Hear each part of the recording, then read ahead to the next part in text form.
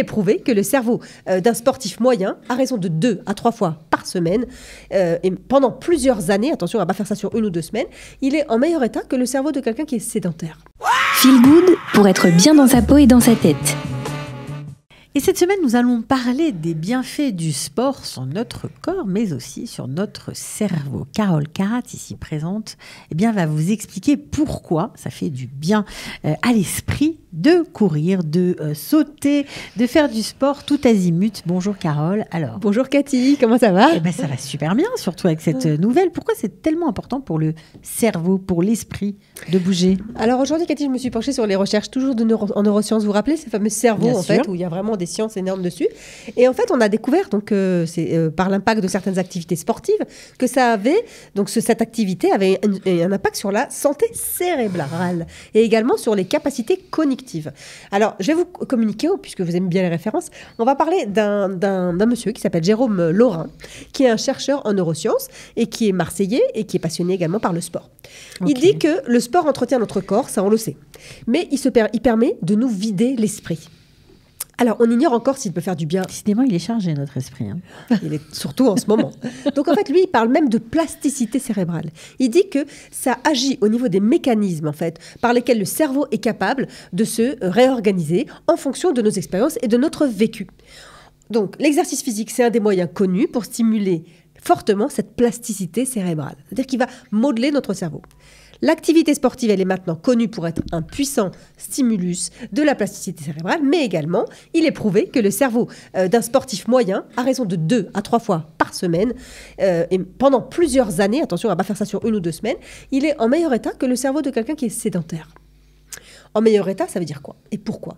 En meilleur état, parce que l'exercice stimule des protéines dans des nombreuses régions du cerveau qui vont entretenir les fonctions cognitives et les fonctions motrices, augmentant ainsi le nombre de neurones, on en avait déjà parlé, et l'efficacité des connexions entre les neurones. C'est ce que prouve en fait ce Jérôme Laurin. Voilà. Alors, ça, ok, mais quel sport faut-il faire ? Tous les sports ? Avec tous les sports, ça marche ? Alors, le sport, il est efficace, oui, mais ce qui ressort en fait des travaux menés par ce monsieur, en fait, il faut varier l'intensité de l'exercice, et alterner, par exemple, si vous faites de la course, il faut alterner endurance, sprint. On marche, on court. On marche, on court. Parce que tous les exercices physiques, en fait, ils n'ont pas les mêmes répercussions sur le fonctionnement du cerveau. Ça, c'est la première chose. Deuxièmement... On peut faire du tir à l'arc, du saut à la corde, du saut à la tir à l'arc, c'est pas très... on transpire pas trop. Non, ça, c'est plutôt du cardio qui fait du cardio. D'accord. Mais il faut, en fait, avoir idéalement, moi je vous dis, enfin ce qu'il a dit, il faudrait idéalement alterner 3 sports. Vous avez déjà entendu parler de Ironman ? C'est une... non, mais pas le film. Ben oui. Pas le film. Où ils alternent le vélo, la course, la natation. Donc en fait, c'est pas pour rien. Sachez que de toute façon, même pour le corps, il est bon de faire 3 sports. Pas toujours la même chose. Parce que comme ça évite de rouiller ou de se faire mal à certains endroits du corps et de faire travailler tout. Qui stimule toujours les mêmes zones du Exactement. corps. Okay. Or, dans la plasticité cérébrale, c'est la même chose. Vous limitez les douleurs, mais également, vous modelez un peu toutes les parties de votre cerveau de manière en fait à doper cette plasticité cérébrale. Ok. Alors, on a vu qu'il valait mieux varier les sports. Donc, on comprend que le cerveau est mieux irrigué quand on fait du sport. C'est ça l'idée ? Exact. En fait, les retombées qu'ils ont vues, elles sont très, très, très prometteuses. Ils disent que le sport pratiqué, en fait, il permet ainsi de préserver, voire d'améliorer les fonctions cognitives et intellectuelles. C'est-à-dire, si vous faites du sport le matin, vous allez avoir plus de facilité à réfléchir, à synthétiser, à raisonner, à avoir des idées qui sont créatives et en fait, avoir des sensations motrices qui sont meilleures. C'est-à-dire même que vous allez mieux vous servir de tout votre corps. Donc, c'est un moyen pour diminuer le risque de développer également une maladie neurovégétative. Ça, c'est toutes ces maladies comme Alzheimer, Parkinson, etc. Plus on fait du sport, moins on a de risque d'avoir ces maladies-là.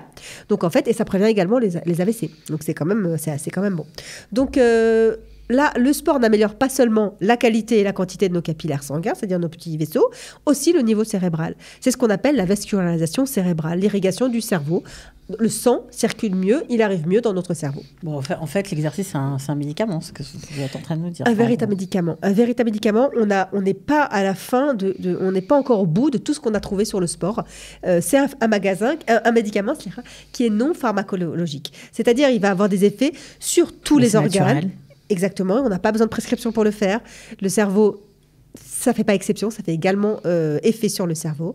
Et donc, en fait, c'est très très bien. On se rend compte que ça a tendance à augmenter notre mémoire et notre capacité. C'est-à-dire que, par exemple, quand on va vieillir, c'est important de se dire, OK, je vais garder le bridge et le sport. Je vais garder les exercices de mémoire et le sport. Non, mais c'est important de faire tourner notre cerveau pour pas que ça vieillisse. Alors, quand on dit certains font du sport le soir plutôt, mais vous aviez l'air de dire que c'était mieux de le faire le matin pour booster un peu notre cerveau. En fait, justement. tout dépend du sport. Mais j'en avais déjà parlé une fois. Le sport, si vous faites un cardio très nerveux le soir avant de dormir, vous êtes sûr de ne pas réussir à vous endormir.